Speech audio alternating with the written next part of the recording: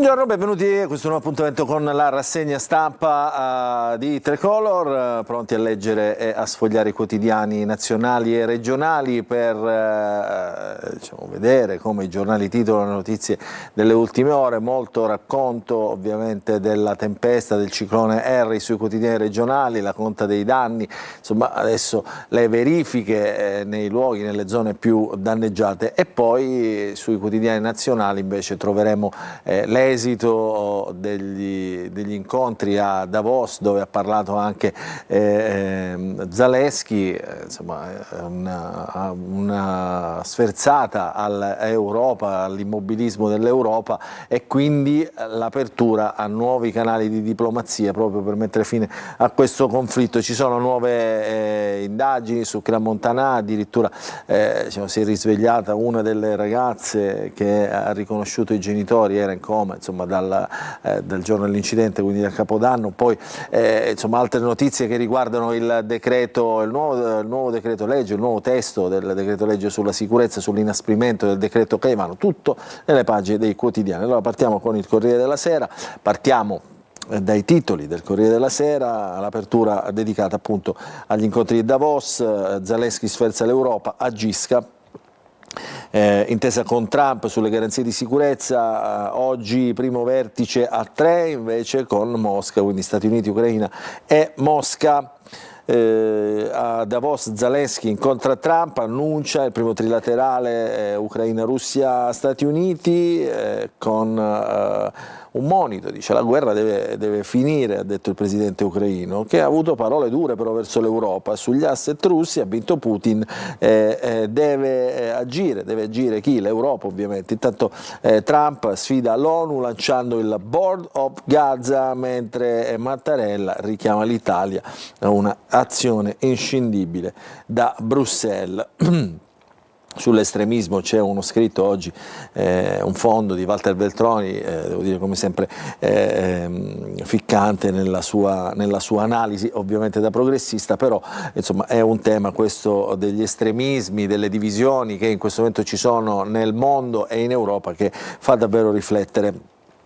Poi stupri, eccolo qua, vedete, scontro nella legge, salta la parola consenso nel nuovo testo di legge contro la violenza sulle donne presentata da Giulia Bongiorno. La parola consenso viene sostituita da dissenso. Inoltre risultano ridotte le sanzioni, con la reclusione prevista che passa da 4 a 10 anni rispetto ai 6-12 anni che restano in caso di minacce. L'ira dell'opposizione è stato rotto un patto politico. Questo è un grande tema di natura politica, vedete, insomma, che già le prime pagine evidenziano. Poi gli Stati Uniti, Minneapolis, l'ICE arresta un bambino di 5 anni, anche questa foto crea disagio, polemica, insomma discussioni in tutto il mondo sul ruolo appunto della polizia federale, l'ICE a Minneapolis, che addirittura arresta un bambino di 5 anni, dicono arrestano i bambini per stanare poi i genitori, i migranti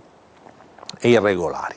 Andiamo a vedere un altro quotidiano, andiamo sulla Repubblica, stesso titolo, Zalewski sferza l'Europa, il leader a Davos deve svegliarsi, il riferimento appunto all'Europa, Witkoff da Putin, oggi trilaterale con Ucraina, Russia e Stati Uniti.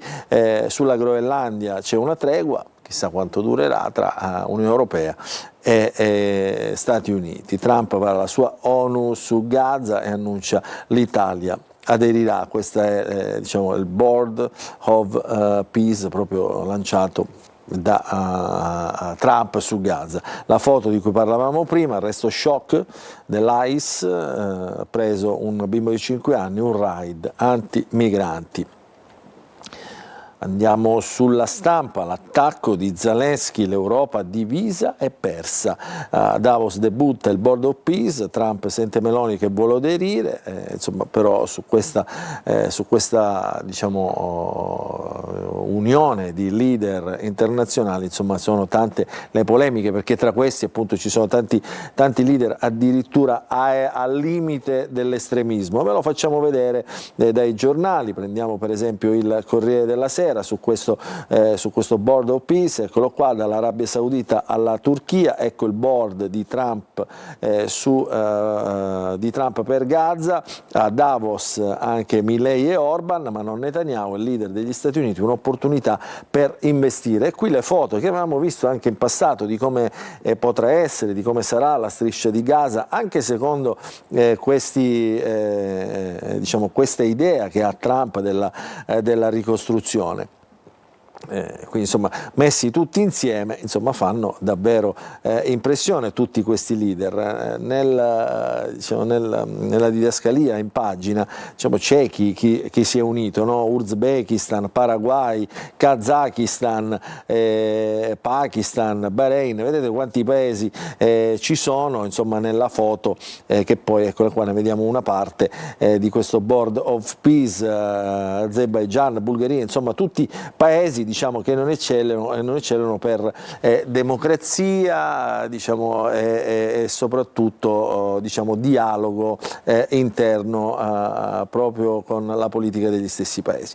Ritorniamo sulle prime pagine invece, usciamo da questo approfondimento di questa pagina del Corriere, da questo articolo del Corriere, per ritornare dicevo sulle prime pagine, andiamo su altri quotidiani generalisti, tutta un'altra Gaza appunto a proposito è il quotidiano di Avvenire, il quotidiano dei Vescovi, nel piano americano nuovo litorale usando i detriti. E i fondi per spostare 400.000 persone diciamo, sono stati ridiscussi anche in questo Board of Peace. A Davos il primo, invece qui si cambia argomento, il primo atto in formato ridotto del Consiglio per la pace architettato da Trump. Cambiamo quotidiano, andiamo sul gruppo quotidiano nazionale, il Resto del Carlino. Zelensky attacca l'Europa e oggi vede Stati Uniti e Russia, il trilaterale. Oggi ci sono stati, anzi ieri ci sono stati i funerali di Abba, il ragazzo ucciso a scuola da un compagno con una coltellata, il silenzio per Abba, questo è il titolo del gruppo quotidiano nazionale che ovviamente come dire, sottolinea questo funerale che ha scioccato davvero l'Italia. Vediamo altri quotidiani, ecco, vediamo un po' di quotidiani economici, pensioni, questo è il Sole 24 Ore, rischio di 3 mesi in più.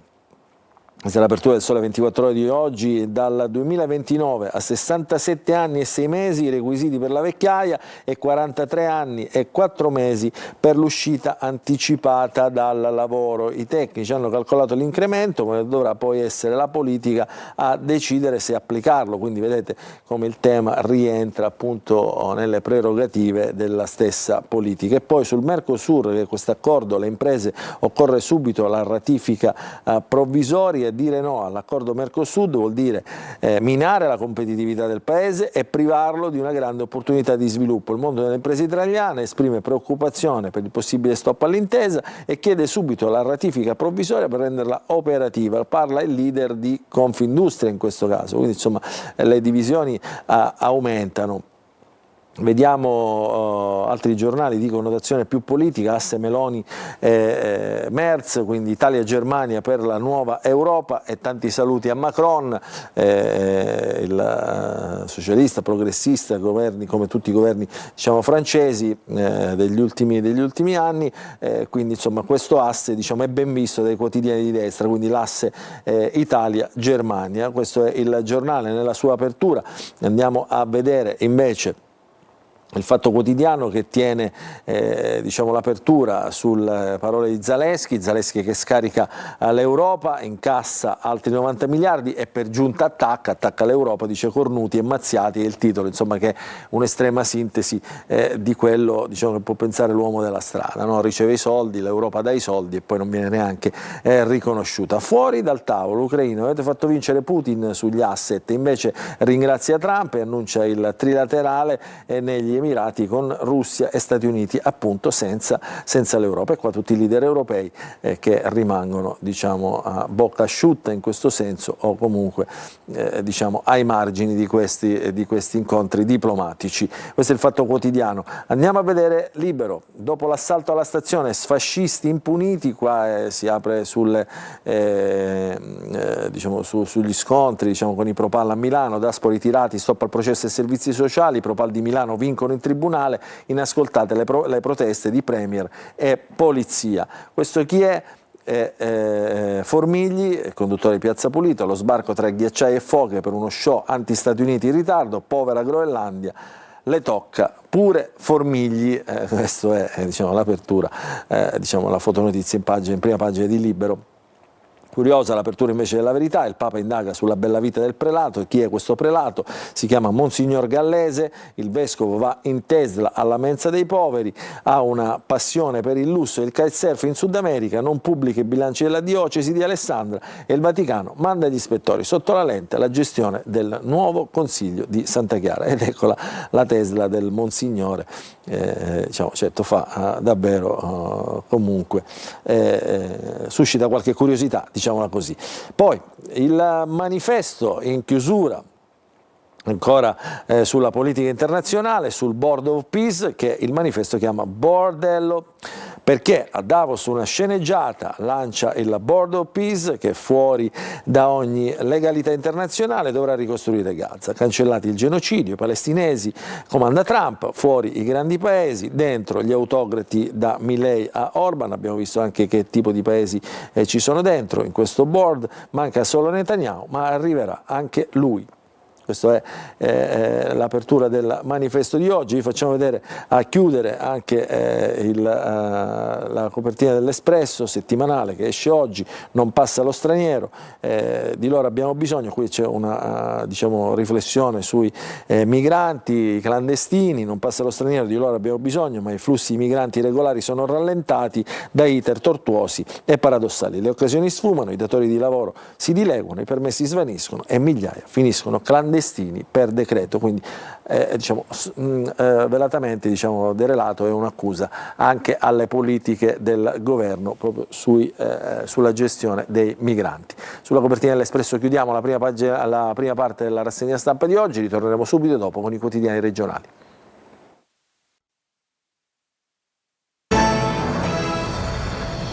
Rientriamo nella seconda parte della rassegna stampa di oggi, andiamo a leggere e a sfogliare i quotidiani regionali. Partiamo dal quotidiano La Sicilia. Oggi vi ho già detto, tutti insomma parlano del ciclone Harry, della ricostruzione, di quella che sarà la ricostruzione, della conta dei danni, insomma c'è tanto diciamo, su cui riflettere. Quindi ieri è la visita del ministro Musumeci, domani nei luoghi colpiti dalla tragedia ci sarà anche il presidente Schifani, quindi insomma adesso vedremo insomma, cosa succederà. Harry, la Sicilia, eccolo qua, si lecca le ferite, danni per oltre 1 miliardo.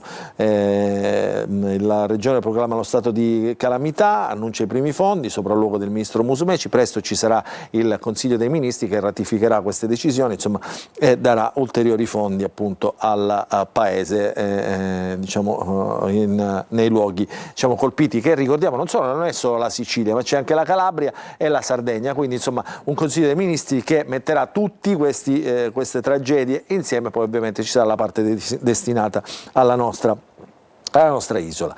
Ieri appunto sopralluogo del Ministro della Protezione Civile, quindi che vedremo, adesso leggeremo in pagina. Sempre dalla prima pagina, discarica sicula risuscitata perché è stato trovato uno spazio per i nuovi rifiuti. L'impianto di Grotte San Giorgio è chiuso perché è pieno dal 2015, ora però la società chiede di riaprirlo.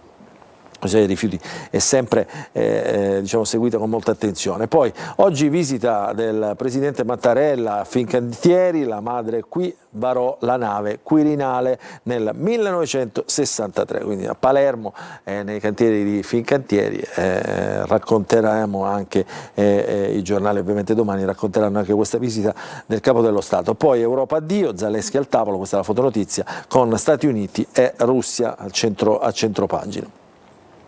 Vediamo dentro, insomma, il giornale. Partiamo con Musumeci, che ieri appunto è stato in visita nella Sicilia orientale. Il ministro della Protezione Civile è stato a Santa Teresa, una delle località più colpite nel Messinese, e poi a Catania. La prossima settimana, ha detto in Consiglio dei Ministri, mi auguro che le regioni presentino le carte per non rallentare l'iter.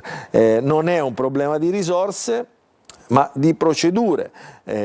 La prima stima l'ha provata a fare ieri la Regione con 741 milioni di euro, ma la stima sarebbe al ribasso. Altre valutazioni parlano di 1 miliardo, eppure in serata Musumeci, che ha parlato su Rete 4, ha detto: mi sento di dire che andiamo oltre il mezzo miliardo, ma si potrebbe arrivare a 700-800 milioni per tutte e tre le regioni colpite, Sicilia, Calabria e Sardegna. Quindi qui c'è in qualche modo una stima, diciamo, al ribasso, o comunque una dichiarazione che parla di cifre al ribasso. Vedremo insomma che cosa succederà. Poi le urla di sindaci e imprenditori: salviamo la stagione estiva, ma la ricostruzione sarà inevitabilmente lenta perché il disastro è stato pesantissimo. Sempre sulla Sicilia, nell'altra pagina, troviamo diciamo, le misure del Presidente della Regione, del Governo Schifani: evento immane, danni per oltre 1 miliardo, le stime della Protezione Civile e le misure della Regione, in arrivo subito 70 milioni, poi annuncia proprio Schifani un tour nelle zone colpite, stasera sarà nel Messinese, domani nel Catanese. E qui c'è anche il capo della Protezione Civile regionale, quindi siciliana, che è stato nominato commissario straordinario per l'emergenza. Si tratta dell'ingegnere Salvo Cocina. Andiamo avanti con la lettura del giornale. A Palermo IACP, nella prima pagina della Sicilia di Palermo, chi si rivede, un titolo abbastanza ironico: un presidente si sblocca la consegna di Ballarossi, si chiama Francesco Riggio, assume l'incarico, finisce il lungo commissariamento. L'edilizia popolare nell'occhio del ciclone a Palermo proprio per l'emergenza Zen, o comunque quartieri periferici dove le case popolari sono state segnate, e lo si è visto dalle inchieste, anzi soprattutto dalla criminalità. Andiamo su Catania. Serviranno almeno 120 milioni per risanare le ferite della città. Alla San Giorgio si torna in classe, quindi oggi riaprono anche le scuole, ma senza la cabina dell'elettricità, danneggiata appunto dal maltempo. Si prova quindi a tornare alla vita normale, ma insomma anche la questione proprio delle strade distrutte saranno inevitabilmente incisive sulla qualità della vita, che non potrà mai tornare come era prima, almeno in queste prime fasi. Vedete i danni sul litorale acese: il mare ha cancellato addirittura Stazzo e Santa Maria della Scala, e la tempesta ha cambiato il volto della playa. A Fondachella e Torre Archirafi invece c'è voglia di reagire, tra sgomento appunto e voglia di ripartire. Insomma, le foto fanno davvero impressione. Ne vediamo qualcuno, ma le vediamo anche dagli altri quotidiani. Qui c'è una foto nel Messinese, scattata nel Messinese, questo è il Giornale di Sicilia: ricostruire dopo Henry è già una partita politica, stime che parlano di danni di oltre 1 miliardo, scrive il Giornale di Sicilia, primi fondi dalla Regione in attesa di Roma ed Europa, ha chiesto lo stop ai mutui e ai contributi, il nodo del commissario che dovrà gestire appalti e ristori. Poi sempre nella pagina troviamo appunto i negoziati su Ucraina e Groenlandia, evidenziati con un richiamo in prima pagina. Troverete dentro il giornale. Anche questa notizia fa davvero riflettere Palermo: giovanissimi sparano alle auto, allerta della criminalità minorile, allarme della criminalità minorile, lanciato dalla procuratrice per i minori di Palermo Caramanna, che dice: non sanno quello che possono provocare, il rider persino nel mirino di una banda. Poi l'inchiesta di Caltanissetta, Mancuso davanti al GIP, Mancuso deputato regionale di Caltanissetta che nega di aver preso mazzette. E poi la rete di Messina Denaro, ancora di attualità, perché i giudici chiedono di processare nuovamente un amante del boss, la vivandiera Lorena Lancieri, perché diciamo è accusata di concorso, questa è l'accusa che vogliono dimostrare i magistrati, è concorso esterno alla mafia, appunto Lorena Lancieri. Questo è il Giornale Sicilia, vi facciamo vedere nel complesso nella sua prima pagina. La Gazzetta del Sud, avviare subito la ricostruzione, titolo a tutta pagina, danni superiori al miliardo, Schifani e Musumeci sui luoghi del disastro, verso un commissario unico. E qui le foto di cui vi parlavo, insomma le foto della devastazione, addirittura non esistono più proprio lungomare, pezzi di strada, guardate questa ferrovia sospesa nel vuoto. Insomma davvero ingenti i danni. È partita, diciamo, la macchina del volontariato, è partita la macchina della ricostruzione, i sindaci insomma potranno in qualche modo anche agire sul decreto. Henry, vedete, non basterà 1 miliardo, si apre la partita della ricostruzione. Il governatore accoglie l'appello delle associazioni di categoria, sospensione di mutui e tributi e credito a tassi inferiori, aiuti per i mancati redditi prodotti durante il periodo di chiusura, perché ovviamente i commercianti, le attività faranno i conti evidentemente anche con i mancati introiti. Scendendo sempre in pagina, Messina fa la conta dei danni, la zona sud verso la ripresa. Restano ancora difficili le condizioni della rete ferroviaria, dove proseguono gli interventi tecnici di RFI, alcuni tratti dovranno essere completati o addirittura ricostruiti, quindi questa è la situazione nel messinese. Il ciclone più violento degli ultimi anni, è stato così definito dai tecnici, il ciclone Henry, il ciclone che si è abbattuto sulla Sicilia. È stato più forte, vedete, il ciclone Athos del 2012, prendendo in esame la serie di dati della SIAS dal 2022, registra la velocità del vento sul territorio regionale in occasione di questo evento. 5 stazioni di rilevamento su 96 hanno superato il loro record di raffica massima a 2 metri dal suolo, quindi pensate insomma di che grande evento si è trattato. Qui ancora foto di devastazione. Andiamo a chiudere la rassegna stampa con la Repubblica di Palermo. La Sicilia prova a rialzarsi. Anche qui ritorna la cifra del miliardo, la conta dei danni del ciclone che ha devastato i litorali, caccia ai fondi, ferrovie sfollate ai ristori, noti della ricostruzione, polemica sulle imprese non assicurate. E poi qualche riflessione, insomma, il borgo dei fantasmi è stazzo come un sisma, il geologo Tozzi dice territorio reso fragile dal cemento, addirittura è una riflessione degli intellettuali. Gaetano Sabatteri scrive Henry ridisegna i luoghi di Verga e Camilleri. Dentro il giornale vediamo un po' di che cifre stiamo parlando. La Sicilia sfregiata da Henry, ora è caccia ai fondi, mano libera ai sindaci. Perché? Perché i primi cittadini saranno autorizzati d'urgenza anche i primi lavori di ricostruzione. Vedete, questa è la mappa che riconsegna un po', diciamo, una prima stima dei danni. Messina, Catania e Siracusa, le città più colpite, con queste cifre che fanno davvero riflettere. Lungo le coste, dice il geologo Tozzi, si costruisce troppo e ovunque la ricetta è la lotta all'abusivismo. Diciamo, sono riflessioni che nell'immediato lasciano ovviamente il tempo che trovano, certamente importanti per immaginare come dire, un utilizzo del territorio migliore diciamo, più in linea, diciamo, con quello che succede dal punto di vista appunto della natura.